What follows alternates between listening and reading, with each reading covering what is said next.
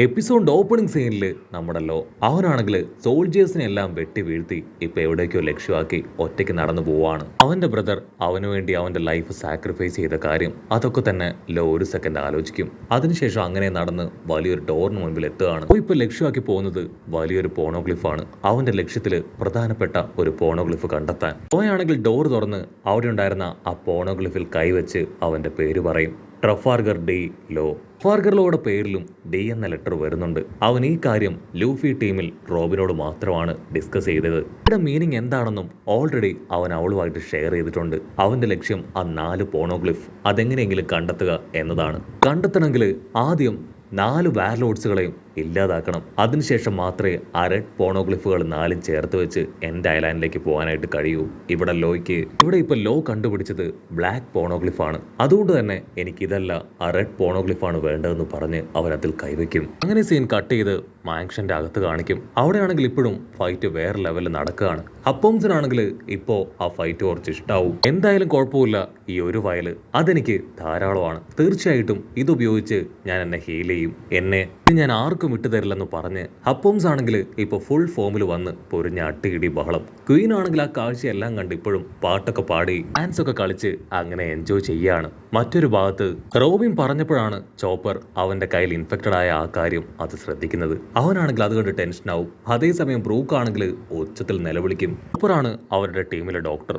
അവനിങ്ങനെ സംഭവിച്ച പിന്നെ മറ്റുള്ളവരുടെ കാര്യം അത് വളരെ പരിതാപകരമാവും. സോ അവനാണെങ്കിൽ ഉച്ചത്തിൽ നിലവിളിച്ച് ഓരോ ഭാഗത്തേക്ക് ഓടും. ഇവിടെ ചോപ്പറിനാണെങ്കിൽ ഏകദേശം ആന്റിഡോട്ട് ക്രിയേറ്റ് ചെയ്യാനുള്ള ചില ഐഡിയാസ് ഒക്കെ കിട്ടിക്കഴിഞ്ഞു. അവൻ ബ്രൂക്കിനോട് അല്പം ഫയർ അവിടേക്ക് കൊണ്ടുവരാൻ പറയും. ബ്രൂക്ക് ആണെങ്കിൽ അത് അറേഞ്ച് ചെയ്യാൻ ശ്രമിക്കുന്ന അടുത്ത നിമിഷം തന്നെ സാക്ഷാൽ ബിഗ് മോം അവളാണെങ്കിൽ ക്ലൗഡ് പവറിന്റെയും സൺ പവറിന്റെയും മുതുകിലേറി അവിടേക്ക് ഫ്ലൈ ചെയ്ത് വരികയാണ്. ആ ഒരു കാഴ്ച കണ്ട് നമ്മുടെ ആൾക്കാരും അവിടെയുള്ളവരും എല്ലാവരും ഒരു സെക്കൻഡ് ഫ്രീസ് ആവും. മറ്റൊരു ഭാഗത്ത് യൂസ്റ്റസ് കിഡ് അവനാണെങ്കിൽ അവിടെയുള്ള മെറ്റൽസ് മുഴുവനായിട്ടും അബ്സോർബ് ചെയ്തെടുത്ത് ഫൈറ്റ് ചെയ്യാനായിട്ട് തയ്യാറാവും.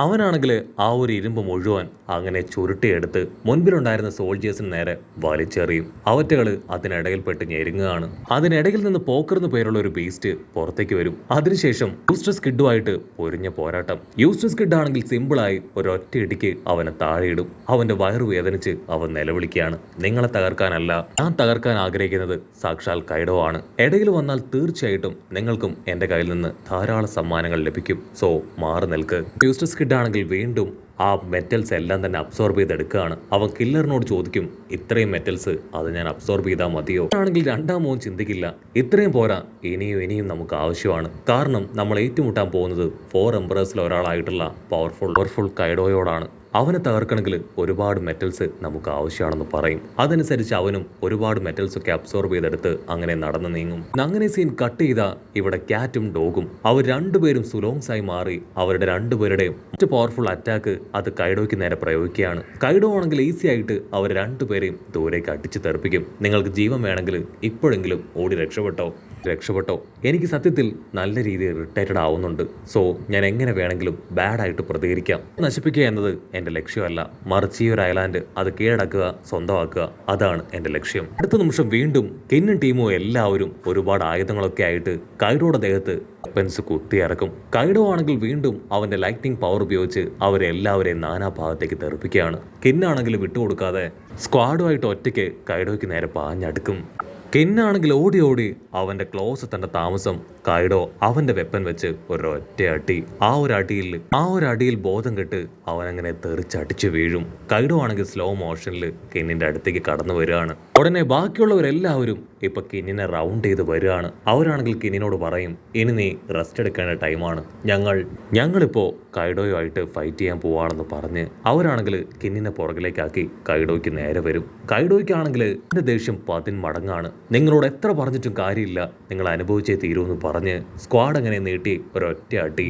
നിരന്നു നിന്നവരെല്ലാവരും ചോര തുളുമ്പി ഒച്ചത്തിൽ അലറി ഓരോ ഭാഗത്തേക്ക് പറന്നു പോകും. കൈഡോയ്ക്കാണെങ്കിൽ അപ്പോഴും കലി അടങ്ങാതെ അവരെ വീണ്ടും തല്ലി കൊല്ലുകയാണ്. അതേസമയം ഇസോ ആണെങ്കിൽ ഈ പൊക്കിക്യുവിന്റെ നഷ്ടപ്പെട്ടു പോയ കൈയെ അതങ്ങനെ മുകളിൽ സ്റ്റക്കായി കിടക്കുന്നത് കാണും. അതെങ്ങനെയെങ്കിലും എടുക്കണം.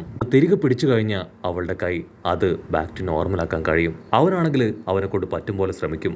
ഒരുപാട് പരിക്കുകൾ പറ്റിയതുകൊണ്ട് തന്നെ അവനെ കൊണ്ട് അതിപ്പോൾ എടുക്കാനായിട്ട് കഴിയില്ല. ഇവിടെ കിന്നാണെങ്കിൽ വീണ്ടും കൈഡോയെ ലക്ഷ്യമാക്കി പോവാണ്. മറ്റൊരു ഭാഗത്ത് ബിഗ് മോം അവൾ ഫ്ലൈ ചെയ്ത് സാഞ്ചിക്ക് നേരെ വരും. സാഞ്ചിയാണെങ്കിൽ ഭീതിയോടുകൂടെ ബിഗ് മോമിനെ തന്നെ നോക്കും. അതിന് ബിഗ് മോം പറയും, സമയമായിട്ടില്ല, എനിക്ക് അത്യാവശ്യമായിട്ട് കൈഡോയെ ഒന്ന് കാണണം. കഴിഞ്ഞ് ഞാൻ തിരികെ വരുന്നു പറഞ്ഞ് അവൾ മുകളിലേക്ക് ഫ്ലൈ ചെയ്ത് കൈഡോയെ ലക്ഷ്യമാക്കി പോകും. ഇവിടെ കിന്നാണെങ്കിൽ ക്ലോസ് എത്തേണ്ട താമസം കൈഡോ വീണ്ടും കൈ മുകളിലേക്ക് ഉയർത്തി ആഞ്ഞടിക്കും. മുകളിലേക്ക് കൈ ഉയർത്തുമ്പോൾ ആ ഫ്ലോറിൽ കൈ ഇടിച്ച് ആ ഫ്ലോറിലുണ്ടായിരുന്ന ബൊക്കിക്കൂടെ കൈ അതങ്ങനെ താഴേക്ക് വീഴുകയാണ്. സോറോ ആണെങ്കിൽ ആ കാര്യം നോട്ട് ചെയ്യും. സമയം ഇവിടെ ക്വീൻ ആണെങ്കിൽ നിർത്താതെ അനൗൺസ്മെന്റ് കൊടുത്തുകൊണ്ടേ ഇരിക്കുകയാണ്. നിങ്ങൾക്ക് എല്ലാവർക്കും ഞാൻ സോംബി ഗിഫ്റ്റ് തന്നിട്ടുണ്ട്. വെറുതെ അങ്ങോട്ടേക്കും ഇങ്ങോട്ടേക്കും അലഞ്ഞു തിരിഞ്ഞ് നടക്കാതെ നിങ്ങൾ എല്ലാവരും പരസ്പരം കടിച്ചും തൊട്ടും സോംബീസായി മാറി എൻജോയ് ചെയ്യും. ക്യാമറ സൂം ചെയ്ത് ഇപ്പൊ ചോപ്പറിനെ കാണിക്കും. ചോപ്പറിനെ ആണെങ്കിൽ ഇപ്പൊ ബ്രൂക്ക് മുഴുവനായിട്ടും ഒരക്കട്ടകളൊക്കെ അടുക്കി അവന്റെ ദേഹത്ത് തീ കൊളുത്തിയിരിക്കുകയാണ്. ഹീറ്റ് അങ്ങനെ കൂടി വരുമ്പോൾ അവന്റെ ബോഡി സ്പ്രെഡ് ആയിക്കൊണ്ടിരുന്ന ആ ഒരു വൈറസ് അതങ്ങനെ സ്റ്റോപ്പ് ആവുകയാണ്. ണെങ്കിൽ ഏകദേശം കാര്യം പിടികിട്ടും. എനിക്ക് കാര്യം മനസ്സിലായി, ഇനി ബാക്കിയുള്ള കാര്യം അത് ഞാൻ നോക്കാന്ന് പറഞ്ഞ് അവൻ പുറത്തേക്ക് ചാടി വരികയാണ്. അതേസമയം സോറോ ആണെങ്കിൽ ആ കൈയിലേക്ക് തന്നെ നോക്കും. അവന് പിടികിട്ടും അത് ഒക്കിക്കുവിന്റെ കൈയാണെന്ന്. സോ അവരിവിടെ വെറുതെ ഫൈറ്റ് ചെയ്ത് കളഞ്ഞുകൊണ്ടിരിക്കുകയാണ്. മുകളില് ഓടിന്റെ അസിസ്റ്റൻസ് അവർ ആ കൈഡോയായിട്ട് ഏറ്റുമുട്ടി ഓരോരുത്തരായി നശിച്ചുകൊണ്ടിരിക്കുകയാണ്. ഇനി ഇവിടെ നോക്കി നിന്ന അസിസ്റ്റൻസിനെ എല്ലാവരെയും കൈഡോ ഇല്ലാതാക്കും. എത്രയും വേഗം എനിക്ക് മുകളിലെത്തണമെന്ന് പറഞ്ഞ് അവനാണെങ്കിൽ അച്ചറം പൊച്ചറം ചുറ്റുമുള്ളവരെ വെട്ടി വീഴ്ത്തും. അപ്പൊ ദൂരത്തായിട്ട് ഡ്രേക്ക് ആണെങ്കിൽ അപ്പോമനെ പിടിച്ചു വലിച്ച് അറഞ്ച ഇട്ടിക്കുകയാണ്. അവൻ സോറോയെ നോക്കും. അവൻ ചുറ്റുമുള്ളവരെ എല്ലാവരെയും വീഴ്ത്തുന്നത് അവൻ ശ്രദ്ധിക്കും. സോറോ, നീ എന്തായി ചെയ്യണേ? അവരെല്ലാം നമ്മുടെ ടീംമേറ്റ്സ് ആണ്, അവരെ കൊല്ലാൻ പാടില്ല. ആന്റിബോഡി ഫ്രൂട്ട്സ് കൊടുത്ത് എങ്ങനെയെങ്കിലും അവരുടെ ലൈഫ് അത് തിരികെ പിടിക്കണമെന്ന് പറയും. പക്ഷെ സോറോ അതൊന്നും കേൾക്കാതെ വീണ്ടും അവരങ്ങനെ വെട്ടി താഴെയിട്ടുകൊണ്ടേയിരിക്കും. സോറോ ആണെങ്കിൽ ഞൊട്ടിയിടയിൽ ഇപ്പൊ ഹപ്പോമിന്റെ അടുത്തൂടെ അങ്ങനെ കടന്നു പോവാണ്. ഹപ്പോ ആണെങ്കിൽ ഒരു സെക്കൻഡ് ഇടിച്ചു വിറച്ച് അങ്ങനെ നിൽക്കും. അവന് കുഴപ്പമൊന്നും പറ്റിയിട്ടില്ല എന്ന് മനസ്സിലായ ഹപ്പോ ആണെങ്കിൽ ഇപ്പൊ സോറോയെ ചീത്ത വിളിക്കുകയാണ്. സോറോ അവന്റെ സ്ക്വാഡ് അത് പതിയെ ഉയർത്തും. അടുത്ത നിമിഷം ഹപ്പോവിന്റെ ഗ്ലാസ് ഇത് പൊട്ടിത്തെറിക്കും. അതിനുശേഷം അവന്റെ ബോഡിയിൽ ഒരുപാട് മുറിവുകൾ അങ്ങനെ വന്ന് അവൻ മരിച്ചു വീണ് ആ ഒരു ആന്റിബോഡി ഇങ്ങനെ തെറിച്ചു വരികയാണ്. സോറോ ആണെങ്കിൽ അത് കറക്റ്റ് ആയിട്ട് ക്യാച്ച് ചെയ്യും. ഇപ്പൊ ആന്റിബോഡി അതുള്ളത് സോറോയുടെ കയ്യിലാണ്.